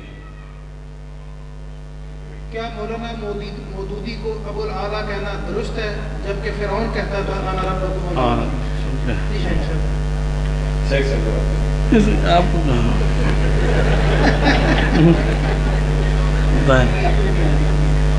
اگلا سوال پھر چلتے ہیں۔ شاہین صاحب صحیح حدیث سے فوت شدگان کی قبروں پر دعا کا طریقہ بتا دیں۔ بسم اللہ الرحمن الرحیم۔ یقولون ربنا اغفر لنا ولإخواننا الذين سبقونا بالایمان، جو ایمان کی حالت میں فوت شدہ ہیں ان کے لیے مغفرت کی دعا، بخشش کی دعا، رحمت کی دعا، بلندی درجات کی دعا۔ وقتاً فوقتاً قبر کے اوپر جا کر بھی ان کے لیے دعا. مسئلہ یہ ہے کہ ہاتھ اٹھانا ہے یا نہیں اٹھانا. واعظ اسلمی کے حوالے سے جو ہے آتا ہے کہ نبی صلی اللہ تعالیٰ علیہ وآلہ وسلم نے ان کے لیے مغفرت کی اور بخشش کی دعا کی تھی. اور دفن کے بعد بھی نبی صلی اللہ تعالیٰ علیہ وآلہ وسلم نے جو ہے وہ صحابہ کو حکم دیا تھا کہ فَاسْأَلُوا اللَّهَ لَهُ التَّثَبُّتَ، کہ اللہ تعالیٰ سے اس کے لیے ثابت قدمی کی دعا کرو. فَإِنَّهُ الْآنَ يُسْأَلُ، ابھی اس سے سوال ہوں گے کہ اللہ تعالیٰ ان سوالات کے جوابات دینے کی توفیق عطا فرمائے، اس کو ثابت قدم رکھے، صحیح جواب دینے کی توفیق عطا فرمائے. اور ہاتھ اٹھانے کے حوالے سے بعض روایات میں تذکرہ آتا ہے اور بعض میں بغیر ہاتھ اٹھائے بھی دعا کا ذکر ملتا ہے. اس میں میں یہ سمجھتا ہوں کہ شدت اور فتویٰ بازی سے اعتراض کیا جائے، کیونکہ بعض مقامات پر قبر کے اوپر ہاتھ اٹھا کر بھی دعا مانگنے کا ذکر موجود ہے. اور مومن موحد مسلمان جو فوت شدگان ہیں ویسے قبروں کے اوپر ان کے لیے وقتاً فوقتاً ان کی نہیتکم عن زیارت القبور فزوروها، آؤ جاؤ جا بھی سکتے ہیں اور دعا بھی کر سکتے ہیں. هذا ما عندي والله اعلم. اسی سے متصل خواتین کے بارے میں بتا دیں کہ ان کا قبروں پر جانا دعا کرنا کیسے؟ عمومی طور پر جب قبروں کے اوپر جانا منع تھا تو وہ ممانعت سب کے لیے تھی اور بالخصوص خواتین کے لیے. بعض حدیث کے اندر لعن اللہ الزائرات القبور کے الفاظ جو آتے ہیں، اس سے بعض اہل علم نے یہ سمجھا ہے کہ خواتین کے لیے آنا جانا بھی جائز نہیں ہے. لیکن نبی صلی اللہ علیہ وسلم جب ایک رات بقیع کے قبرستان میں چلے گئے تھے استغفر لأہل البقیع اور ان بقیع والوں کے لیے مغفرت اور بخشش کی دعا کر رہے تھے، تو سیدہ عائشہ رضی اللہ تعالیٰ عنہ نبی صلی اللہ علیہ وسلم کو بستر سے گم پایا، پھر باہر تشریف لے گئی اور وہاں نبی صلی اللہ علیہ وسلم کے پیچھے قبروں کے اندر چلی گئی. جب نبی صلی اللہ علیہ وسلم کے لیے دعا کر رہے تھے، جب محسوس ہوا کہ رسول صلی اللہ علیہ وسلم دعا ختم کر کے واپس پلٹنا چاہتے ہیں، تو سیدہ عائشہ رضی اللہ تعالیٰ عنہ واپس لوٹی اور تیزی کے ساتھ چلتی ہوئی آئی، سانس پورا ہوا تھا. تو نبی صلی اللہ علیہ وسلم نے انہیں یہ نہیں فرمایا کہ تمہارا تو یہاں آنا ہی غلط تھا، تم یہاں کیوں آئی ہو، اس کے اوپر تمہیں لعنت کر چکا ہوں یا روک چکا ہوں. تو جو فزوروہا کا جو حکم ہے وہ عموم کے اوپر مشتمل ہے. جب مرفوع کو اجازت ملی تو اس کے تحت خواتین کو بھی، لیکن نسبتاً خواتین کے اندر جو ہے وہ صبر، تحمل، برداشت اور ان چیزوں کی قلت ہوتی ہے. جزا فضا وہ زیادہ کرتی ہیں. خطرہ یہ اس بات کا ہے کہ وہ وہاں جا کر کوئی غیر شرعی امور نہ ادا کریں. اور جو یہ آج کل جس نیت اور ارادے سے قبروں پہ عورتیں جاتی ہیں یا لوگ جاتے ہیں، وہ مرد جائیں یا خواتین، جیسے اسی نیک آدمی کی قبر کے اوپر اولیاء اللہ کے قبور کے اوپر عرس وغیرہ اور اس انداز کے جو میلے ٹھیلے اور ان اجتماعات کے اندر جو ایک بدعی عقیدے کے ساتھ جن کا ایک تعلق ہے، تو ایسی صورت میں وہ تو عورتوں کا جانا تو ایک طرف رہا، مردوں کا بھی ان بدعی عقائد کے تحت جانا جو ہے شرعاً وہ بھی جائز نہیں ہے. تو اس لیے اگر ایک کوئی مومن موحد صحیح دین اور شریعت کا علم رکھنے والی خاتون ہے، وہ اپنے کسی عزیز یا عزیزہ کی قبر پر جاتی ہے اور پردے کے تقاضے بھی اور شریعت کے دوسرے تقاضوں کو بھی مد نظر رکھتی ہے، تو جواز موجود ہے. بھٹی صاحب سوال ہے، 70 سالہ ایک بزرگ اپنی بیوی کو طلاق دے چکا ہے. اب بیوی بھی کہتی ہے کہ اس نے مجھے طلاق دی، جوان اولاد بھی کہتی ہے کہ طلاق دی، جبکہ بزرگ کا موقف ہے کہ میں نے نہیں دی. کیا یہ طلاق ہوگی کہ نہیں؟ میں گزشتہ سوال کے حوالے سے آپ سے عرض کروں، اجتماعی نشستوں میں انفرادی نوعیت کے سوالات کرنا سنجیدگی نہیں ہوتی. ہمارا کسی کی ذات کے ساتھ لاکھ اختلاف ہو، اختلافات اپنی جگہ پر ہے، لیکن ابو کا معنی خالی باپ نہیں ہوتا، ابو کا معنی والا بھی ہوتا ہے. ابو الاعلیٰ یعنی اعلیٰ والا. لہٰذا اگر اس رخ کا بھی اگر آپ ترجمہ کریں گے تو ترجمہ صحیح بن جائے گا. اس لیے اختلاف برائے اختلاف اچھا نہیں ہے، اختلاف برائے اصلاح ہونا چاہیے. اب آپ دوبارہ سوال ریپیٹ کریں. 70 سالہ ایک بزرگ اپنی بیوی کو طلاق دے چکے ہیں. اب بیوی بھی کہتی ہے کہ اس نے مجھے طلاق دی، جوان اولاد بھی کہتی ہے کہ طلاق دی، جبکہ بزرگ کا موقف ہے کہ میں نے نہیں دی. کیا یہ طلاق ہوگی کہ نہیں ہوگی؟ اب بابا کی نہیں چلے گی، اس لیے کہ پورا گھرانہ کہہ چکا ہے اس نے طلاق دی، اب طلاق ہو گئی. محترم شیخ، قضائے عمری کی نمازوں کے بارے میں احادیث کی روشنی میں وضاحت فرما دیں. دیکھیں، بات یہ ہے کہ جب انسان توبہ طائب ہو جائے تو بس بات ختم. آئندہ کے لیے وہ اللہ کے ساتھ پکا وعدہ کرے کہ میں نماز نہیں چھوڑوں گا. لیکن اگر کوئی یہ شخص کہتا ہے کہ نہیں آپ کو گزشتہ جو نمازیں آپ نے 2 سال 6 سال 20 سال نہیں پڑھی وہ پڑھنی ہوں گی، وہ فرائض تھے، تو پھر روزے بھی تو رکھنے پڑے گے نا. 10 سال 20 سال جو اس نے روزے نہیں رکھے، جو اس نے 20 سال زکوٰۃ نہیں دی، باقی فرائض کے بارے کیا کہے گے؟ اس لیے جب بندے نے توبہ کر لی تو بات ختم ہو گئی. آئندہ کی فکر کرے، اس پر وہ توبہ کر چکا ہے، اللہ تعالیٰ معاف فرمائے گا. بھٹی صاحب سوال ہے، کیا نظر کا لگنا برحق ہے؟ نظر لگ سکتی ہے؟ ہاں نظر لگ سکتی ہے. العین حق، صحیح بخاری کی حدیث ہے، نظر حق ہے، لگ سکتی ہے. اب ایک تفصیل ہے، نظر کس کی جلدی لگتی ہے، کس کی بعد میں لگتی ہے، نظر کی کہانی کیا ہے، نظر کا حل کیا ہے، یہ ایک تفصیلی بات ہے. نظر برحق ہے، نظر لگ جاتی ہے، تفصیل علماء کرام سے معلوم کر لینا. سوال ہے بھٹی صاحب، منہ بولے بیٹے کی ولدیت اور جائیداد کے اصول کی وضاحت کر دیں کہ وہ بچہ کس کا وارث ہوگا اور کس کی جائیداد میں وارث ہوگا. منہ بیٹا جو بچہ ہے نا، وہ منہ بیٹا بوٹا ہی ہے، خالی ٹھیک ہے، وہ آپ کا بیٹا نہیں ہو سکتا. آپ نے اس کو بیٹا بنا رکھا ہے، آپ اس کو جس چیز کا مستحق سمجھتے ہیں اپنی جائیداد میں سے اس کے ساتھ تعاون بھی کریں، کاروبار بھی، شادی وغیرہ بھی، لیکن وہ آپ کا بیٹا نہیں ہے. اس کو وارث مت سمجھیں. وارث وہی ہے جس کی ولدیت آپ کے ساتھ ہے. اس کی ولدیت آپ کے ساتھ آئے گی تو شرعاً یہ بہت بڑا جرم ہے، بلکہ کبیرہ گناہ ہے. شاہین صاحب سوال ہے کہ کیا واش روم کے اندر وضو کیا جا سکتا ہے؟ محض ایسی جگہ جہاں پر انسان پیشاب کرتا ہے، اس کے ساتھ ہی ایسی جگہ ملحق ایسی ہوتی ہے جہاں وضو کرنے کے لیے جگہ بھی بنی ہوئی ہوتی ہے. تو میرے خیال میں کوئی ایسی شرعی ممانعت کی دلیل نہیں ملتی ہے کہ ہم یہ کہیں کہ وہاں وضو نہیں ہو. متصل ہے، ساتھ ہی ہے. اور آج کل ہمارے ہاں جو ہے وہ تاکہ گھروں کے ساتھ ہی اٹیچ کر دیے جاتے ہیں، حالانکہ آبادی سے بھی دور ہونا چاہیے یا مکانات سے بھی الگ ہونا چاہیے. اور فی نفس ہی جو وضو ہے اس کے جو شروط ہیں ان میں ایسی بات کوئی داخل نہیں ہے کہ اس جگہ پر جو ہے نا وضو نہیں ہو سکتا. بھٹی صاحب سوال ہے، کیا مرد کی شلوار ٹخنے سے نیچے چلی جائے تو وضو ٹوٹ جاتا ہے؟ دیکھیں بڑی وعید ہے، مرد کی شلوار ٹخنے سے نیچے نہیں جانی چاہیے. جو حصہ نیچے گیا وہ جہنم کا حصہ ہے. بڑی سخت وعید ہے، بڑی سخت وعید ہے. اتنی بڑی اہمیت ہے کہ امیر عمر کا جب آخری وقت تھا اور ایک نوجوان تیمارداری کے لیے آیا تو سیدنا عمر نے جب وہ جا رہا تھا تو فرمایا ردو علی الغلام، اس بچے کو نوجوان کو دوبارہ لاؤ. جب دوبارہ آیا امیر عمر کیا فرمایا ارفع ازارک، اپنی تہ بند کو اوپر کر لے. صحیح بخاری میں آتا ہے. اس کی بڑی اہمیت ہے. مستقل بنیادوں پر مرد کی شلوار، چادر، پینٹ ٹخنے سے اوپر ہونی چاہیے.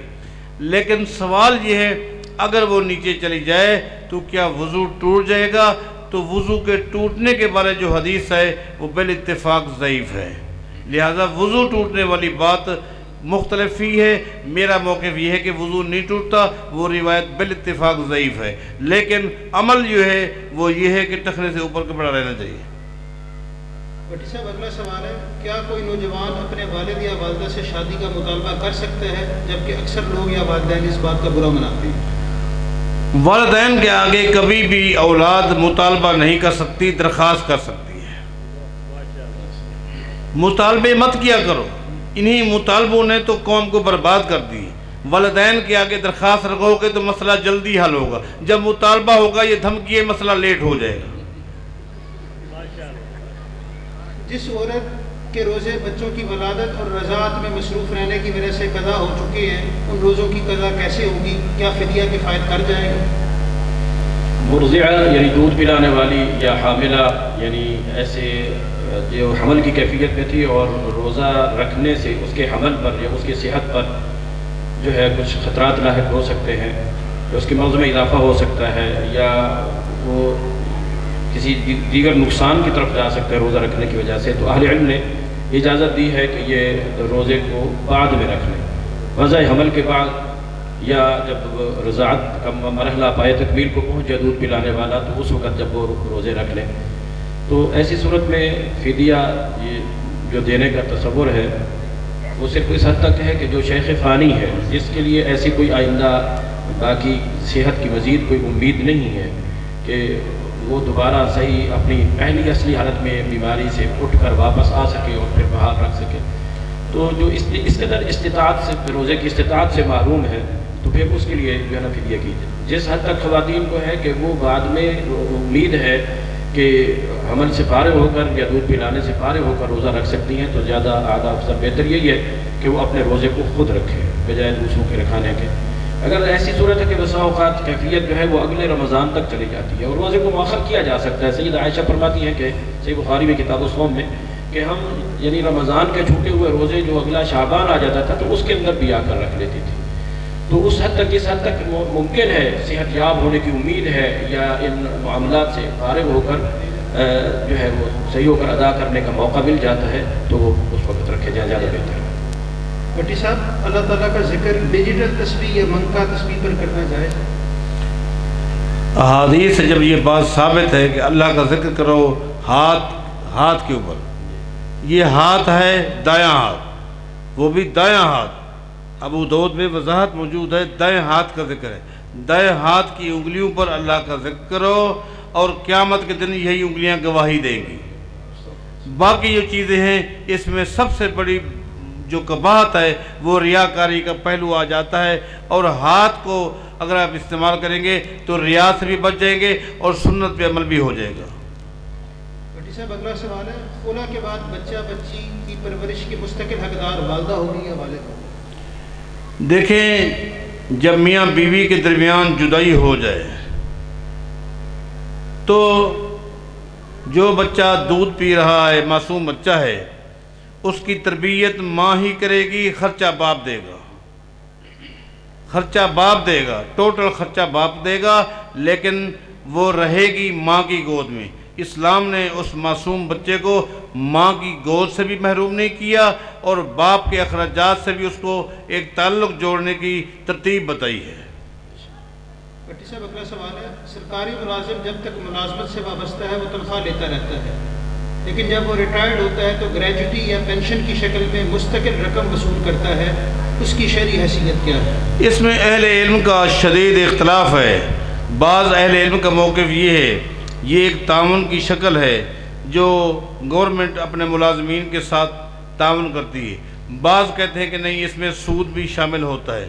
تو جو شکل سود کی ہے جیسے جی پی فنڈ ہے، جی پی فنڈ جو ہے وہ 4 گنا کر کے حکومت دیتی ہے.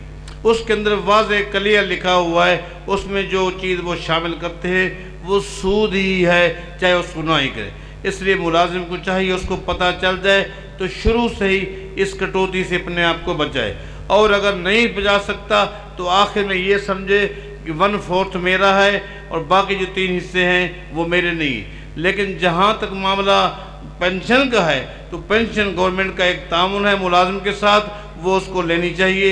اللہ تعالیٰ ایک حکومت کے ذریعے اس کے ساتھ ایک تعاون کر رہا ہے، لیکن اس میں بھی اہل علم کے اختلافات ہیں جس طرح میں نے آپ کو اشارہ کر دی ہے.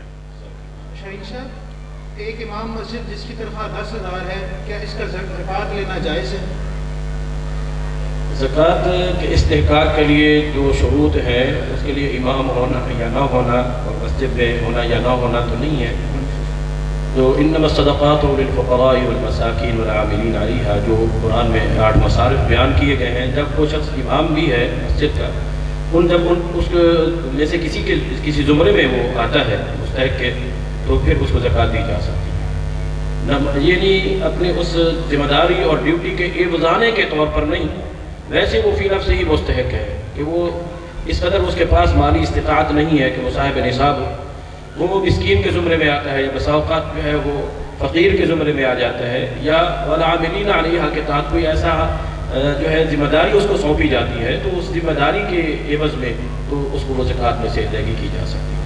بھٹی صاحب سوال ہے کہ آج کل جدید فتنہ پھیل رہا ہے کہ نبی کریم پر جادو نہیں ہوا تھا یا نہیں ہو سکتا، ان کا دعویٰ ہے کہ فلک اور ناس مکی ہیں جبکہ جادو مدنی زمانے کی بات ہے، اس بارے میں وضاحت کریں۔ احادیث صحیحہ سے یہ بات ثابت ہے کہ جادو نبی علیہ السلام پر ہوا تھا، لیکن جو لوگ کہتے ہیں اگر جادو ہوا تھا تو جادو کے دورانیہ میں جو وحی نازل ہوئی ہوگی، جو احکام نازل ہوئے ہوں گے، ان کا کیا بنا ہوگا؟ اصل ان کا اختلافی نقطہ یہ ہے، جبکہ احادیث صحیحہ میں جو بات ثابت ہے اور وہ یہ ہے جو نبی علیہ السلام پر جادو ہوا اور جادو کرنے والے کا جو مقصد تھا وہ بھی، اور نبی علیہ السلام نے بھی اس جادو کا جو آپ پر اثر ہوا وہ ایک ہی نقطہ تھا، ایک ہی نقطہ ہے حدیث میں ہے، وہ یہ ہے نبی علیہ السلام پہلے کبھی سمجھتے تھے کہ میں اپنی بیوی کے پاس گیا ہوں، حالانکہ آپ نہیں گئے ہوتے ہیں، اور وہ بھی یہی چاہتے تھے۔ اس کے علاوہ اور کوئی بھی نقطہ نہیں ہے، آپ کے حافظے پر، شرعی احکام پر کوئی ایک نقطہ بھی کہیں نہیں ملا، صرف ایک ہی بات تھی کہ آپ سمجھتے تھے کہ میں گیا تھا اپنی بیوی کے ہاں، حالانکہ آپ نہیں گئے ہوتے تھے، اور یہی ایک بات تھی، یہی ایک اثر تھا، اس کے علاوہ پر کوئی اثر نہیں پڑا۔ اس کی مزید تفسیر ہے، لیکن احادیث صحیحہ میں، بخاری میں، مسلم میں ثابت ہے کہ نبی علیہ السلام پر جادو ہوا تھا۔ صاحب یہ سوال بڑا اہم ہے کہ ترمذی شریف میں روایت ہے کہ ایک صحابی نے مردے کو قبر میں سورۃ الملک کی تلاوت کرتے سنا اور آ کر نبی پاک کو بتلایا، آپ نے سورہ ملک کی فضیلت بیان فرمائی، اس سے معلوم ہوا کہ نیک لوگ قبر میں قرآن کی تلاوت کرتے ہیں۔ دیکھیں سورہ ملک کی ایک شان ہے، ایک فضیلت ہے، مقام ہے، اس میں کوئی شک نہیں۔ قرآن سورہ ملک کے پڑھنے کا ثواب، اجر، اس کی فضیلت احادیث صحیحہ میں موجود ہیں، وہ یقینی بات ہے، لیکن جو روایت ترمذی کے حوالے سے پیش کی گئی ہے اس کو دنیا کسی ایک محدث نے بھی صحیح نہیں کہا، یہ بالاتفاق ضعیف ہے۔ کیا حرام جانوروں کی خرید و فروخت جائز ہے؟ قرآن و سنت کی روشنی میں جواب دیں۔ دیکھیں جی، بعض جانور ایسے ہیں جو حرام ہیں لیکن احادیث سے ثابت ہے، جیسے گدھا ہے، گدھا ایک حرام جانور ہے، حلال نہیں ہے، لیکن خرید و فروخت ثابت ہے۔ بعض جانور ایسے ہیں، موذی جانور ہیں اور درندے ہیں جن کے خرید و فروخت سے شریعت نے منع کی ہے، جیسے کتا ہے، شیر ہے، یہ درندے ہیں، ان کی خرید و فروخت سے شریعت نے بالکل واضح کلیئر منع کیا ہے۔ اور جس طرح میں نے آپ کو بتایا کہ بعض جانور ایسے ہیں جو پالے بھی جاتے ہیں، جب پالے جاتے ہیں، بیچے بھی جاتے ہیں، ان کو استعمال میں بھی لایا جا سکتا ہے، جیسا کہ میں نے آپ کے گدھے کا ذکر کیا ہے۔ تو لہٰذا وہ جانور جو آپ کی ضرورت ہے اس کو آپ خرید کرتے ہیں، جو ضرورت نہیں ہے اور یہ تکلفاً وہ ناجائز ہے۔ بھٹی صاحب سوال ہے، دوسری شادی کرنے کے لیے پہلی بیوی کی اجازت لینا ضروری ہے؟ یہ بار بار اس سوال کو کیوں مختلف لہجے میں لایا جا رہا ہے؟ دیکھیں بات یہ ہے، دین اسلام نے دوسری شادی کے لیے، دوسرے نکاح کے لیے پہلی بیوی کی رضا کی شرط لگائی ہی نہیں، کیونکہ کوئی بھی عورت اپنی سوکن کو برداشت نہیں کرتی، کوئی بھی نہیں کر سکتی، لہٰذا اسلام میں یہ شرط ہے ہی نہیں۔ اطلاع دینے کا بھی ذکر نہیں ہے، اطلاع دینے کا بھی ذکر نہیں ہے۔ ہاں حقوق ہے، آپ حقوق کی ادائیگی کو سمجھیں، ان کو ان کا حق دے، ان کو ان کا حق دے، باقی ان سے اجازت لیں، یہ تو نہ کرنے والا پروگرام ہے۔ بس آخری ایک دو سوال کرتے ہیں پھر اس کے بعد بتاؤں۔ نبی کریم صلی اللہ علیہ وسلم نے فرمایا، جس نے خواب میں مجھے دیکھا اس نے مجھے دیکھا، کیونکہ شیطان میری شکل نہیں اپنا سکتا۔ اب اہل حدیث کو زیارت ہو تو حق ہے، اگر بریلوی دیکھے تو جھوٹ، وضاحت فرما دیں۔ یہ شروع میں بھی ایک سوال آیا تھا بعض احباب کے حوالے سے کہ بھی ان کے عقائد جو ہے قرآن اور حدیث سے ملتے جلتے ہیں یا نہیں۔ اس سلسلے میں بڑی مشہور اور معروف ہو، یہ اس کے ساتھ میں آپ کو بتا دوں، کتاب ہے جسے المحنت المفند کہا جاتا ہے، جس کے اندر جو ہے خود بنیادی طور پر یہ لکھا گیا ہے کہ ہم عقائد کے اعتبار سے اشعری اور ماتریدی ہیں۔ 80 سے زیادہ دارالعلوم دیوبند کے فاضلین، مفتیان اور شیوخ اور حدیث کے اس کو دستخط موجود ہیں۔ تو جب وہ خود لوگ یہ کہہ رہے ہیں کہ ہم اشعری اور ماتریدی ہیں، تو ہم پھر کون ہوتے ہیں ان کو اہل سنت میں شامل کرنے والے، داخل کرنے والے؟ اور اس میں اہل قبور سے توسل بھی جائز لکھا ہوا ہے، جو کہ شرکی عقیدہ ہے۔ نبی صلی اللہ علیہ وسلم کی زندگی اور قبر سے سننا، قبر سے جواب دینا اور استمداد، یہ بھی لکھا ہوا ہے، جو کہ شرک کے زمرے میں چلا جاتا ہے۔ اور اس کے ساتھ ساتھ وحدت الوجود کے بھی وہ لوگ قائل ہیں جو کہ کفری عقیدہ ہے۔ اور یہ سوال کیا تھا؟ خواب کی بات ہے۔ تو حجت القلوب ایک کتاب ہے مفتی صوفی محمد اقبال کی، وہ کہتے ہیں کہ جی میرا معمول تھا کہ میں مدینہ میں یہ رہتے تھے اور کوئی بھی کام جو ہے میں نبی صلی اللہ علیہ وسلم کی قبر پر مراقبے کیے بغیر نہیں کیا کرتا تھا۔ تو میں نے لندن جانا چاہا، رمضان میں جاتا تھا، لوگ یہاں سے وہاں جاتے ہیں، یہ مدینہ سے ہی لندن جاتے ہیں۔ تو رسول اللہ سے میں نے پوچھا تو جیسے مراقبہ میں، تو نبی صلی اللہ علیہ وسلم نے مجھے بتایا کہ تم جا رہے ہو تو ٹھیک ہے مگر ساتھ مجھے بھی لے جانا، میری بھی ٹکٹ۔ تو میں نے سوچا کہ نبی صلی اللہ علیہ وسلم کو کیا ضرورت ہے بھلا وہاں جانے کی، جب نبی صلی اللہ علیہ وسلم کو ضرورت نہیں ہے تو مولوی کو جانے کی کیا ضرورت ہے۔ تو میں نے سمجھا کہ ایسے ہے کہ میری ٹکٹ بھی ساتھ کروا لینا، ٹکٹ والا چکر قادری صاحب کا بھی نہیں ہے، ادھر دوسرے محلے میں بھی موجود ہے۔ تو کہتے ہیں کہ میں لمبا سفر تھا، جہاز میں جا رہا تھا، میرے ساتھ والی سیٹ خالی تھی، مجھے نیند آ گئی۔ جب میں نے اٹھ کر دیکھا، اب یہ خواب کی بات نہیں ہے، جاگتے جی میں نے دیکھا کہ ساتھ والی سیٹ پر نبی صلی اللہ علیہ وسلم بیٹھے ہوئے تھے اور مجھے کہا کہ اقبال تم تو نہیں لے کر آگے، میں آ گیا ہوں۔ اور میں نے دیکھا کہ نبی صلی اللہ علیہ وسلم کی داڑھی مبارک جو ہے وہ پوری سفید ہے اور نبی صلی اللہ علیہ وسلم نے چشمہ بھی لگایا ہوا ہے۔ نبی صلی اللہ علیہ وسلم نے چشمہ بھی لگایا ہوا ہے اور داڑھی بھی کیا ہے، پوری سفید ہے۔ اب نبی صلی اللہ علیہ وسلم کا جو حلیہ احادیث میں موجود ہے، تو اس حلیے کے اندر یہ ہے کہ نبی صلی اللہ علیہ وسلم کی داڑھی کے چند بال جو ہے وہ بڑھاپے کی وجہ سے سفید ہو گئے تھے۔ آپ کی ٹھوڑی کے اوپر لا تزید عن 17 شعرہ، جو 17 بالوں کے یعنی 20 شعرہ 20 بالوں سے زیادہ نہیں تھے، اور نبی صلی اللہ علیہ وسلم کا یصبغ بہن، ان کو بھی نبی صلی اللہ علیہ وسلم رنگا کرتے تھے۔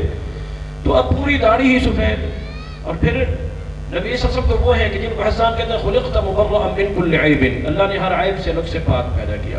وہاں نبی صلی اللہ علیہ وسلم کی بینائی ہی کم کر کے عینک پہنا دی۔ تو اصل بات یہ ہے کہ رسول اللہ صلی اللہ علیہ وسلم کی صحیح شکل، صورت اور اس کا پورا حلیہ احادیث کی صحیح کتابوں میں موجود ہے۔ تو جس شخص کو اس حلیہ کے مطابق اگر کوئی مومن ہے، صحیح عقیدے والا ہے، نبی صلی اللہ علیہ وسلم کا متبع ہے، نبی سے محبت کرنے والا ہے، اور اللہ تبارک و تعالیٰ رؤیا میں نبی صلی اللہ علیہ وسلم کی اصل وہ شکل دکھاتا بھی، نظر بھی وہی آتی ہے کہ شیطان، نبی صلی اللہ علیہ وسلم نے فرما دیا کہ لا یتمثل بی، میری شکل میں شیطان نہیں آ سکتا۔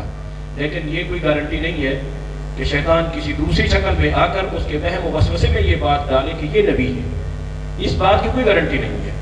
بسا اوقات شیطان ایسا کر سکتا ہے کہ شکل کسی اور کی ہو، جیسا کہ اس بیان کرنے والے نے کہا کہ عینک پہنی ہوئی ہے، داڑھی پوری سفید ہے، یہ رسول صلی اللہ علیہ وسلم کی شکل ہی نہیں تھی، حلیہ ہی نہیں تھا، مگر ان کے ذہن میں یہ ڈال دیا گیا کہ یہ کیا ہے، نبی ہے، حالانکہ وہ نبی صلی اللہ علیہ وسلم نہیں تھے۔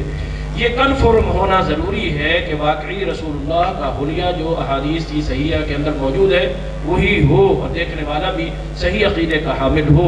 تو عالم رؤیا میں اگر نبی صلی اللہ علیہ وسلم کی شکل دکھائی جاتی ہے تو یہ ممکن ہے۔ اگرچہ بعض اہل علم نے اس کا بھی اختلاف کیا کہ جس نے مجھے دنیا میں دیکھا ہوا ہے اور پھر وہ مجھے خواب میں دیکھ لیتا ہے، نبی صلی اللہ علیہ وسلم کے اس زمانے کے ہی ان لوگوں کے متعلق، لیکن عمومی طور پر یہ عالم رؤیا کے ساتھ اس کا تعلق ہے، اور صحیح مومن اور موحد کو نبی صلی اللہ علیہ وسلم کی اصل شکل دکھائی جا سکتی ہے، لیکن یہ کہ ہر دکھائی جانے والی شکل رسول اللہ کی ہو، یہ کوئی گارنٹی نہیں۔ آخری سوال آج کی نشست کا، سوالات تو بہت تھے لیکن ہم نے کوشش کی کہ کچھ ایسے سوال نکالیں جن کا عمومی اطلاق ہوتا ہے۔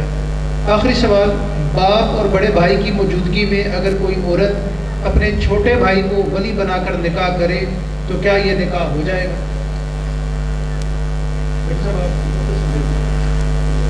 گزارش یہ ہے کہ باپ کے ہوتے ہوئے بھائی چھوٹا ہو یا بڑا ہو ولی نہیں بن سکتا۔ ولی کی ایک ترتیب ہے، باپ جب موجود ہے وہی ولی ہے، کسی اور کو ولی بنا کر نکاح کریں گے تو نکاح نہیں ہوگا۔ بہت شکریہ جی، آج کے اس نشست کا اختتام ہوتا ہے۔ میں شکریہ ادا سبحانک اللہم و بحمدک اشہد ان لا الہ الا انت استغفرک و اتوب الیک۔